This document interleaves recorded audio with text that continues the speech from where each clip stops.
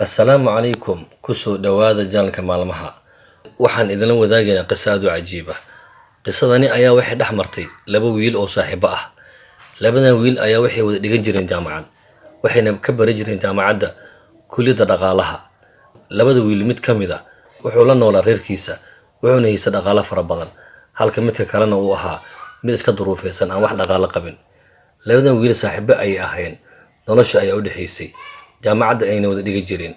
Muddo ka bacdi waxaa dhacday wiilkii faqiirka ahaa inay la soo dirisay duruuf adag, taasoo gaarsiisay inuu go'aansado inuu jaamacad iska joojiyo.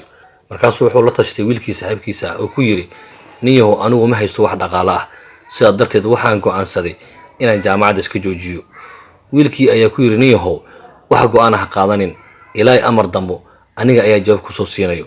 Wiilkii waa uu baxay, wuxuuna u tagay aabihii oo ku yiri, "Aabo, waxaa jiro wiil saaxiibkay ah oo ila dhigtay jaamacadda, mana haysto wax dhaqaale ah, sidaa darteed waxaan rabaa inaad ka bixiso jaamacadda."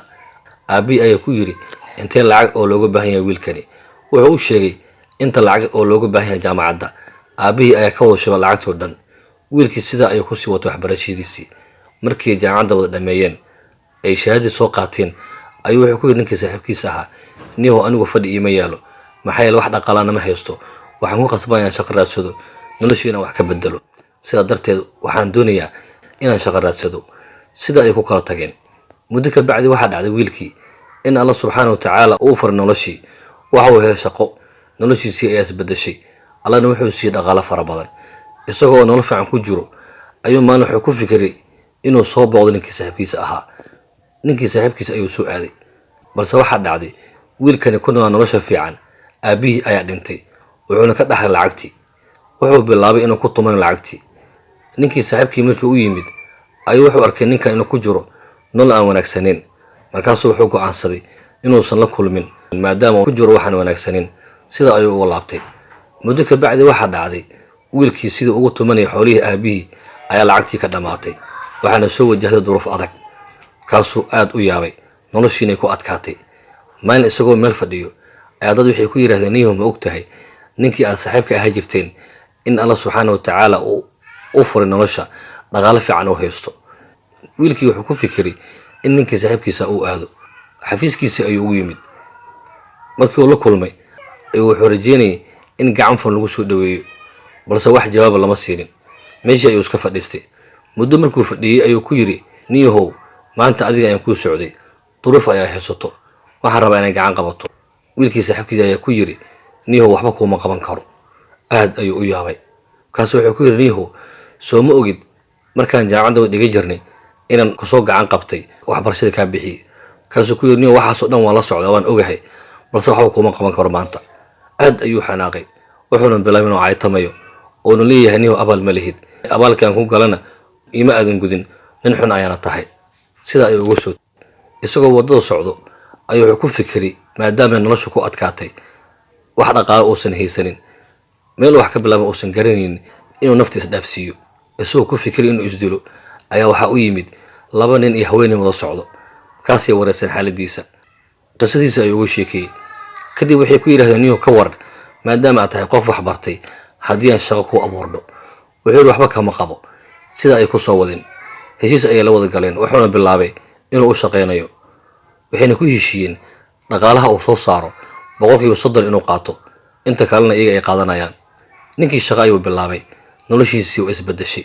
Muddo ka bacdi markii shaqada u toostay u kala kacday ayaa haweeneydii waxay ku tiri shaqada siisay, "Niyow, waxaan doonayaa inaad ii shaqaaleysiiso gabar aan aniga dhalay."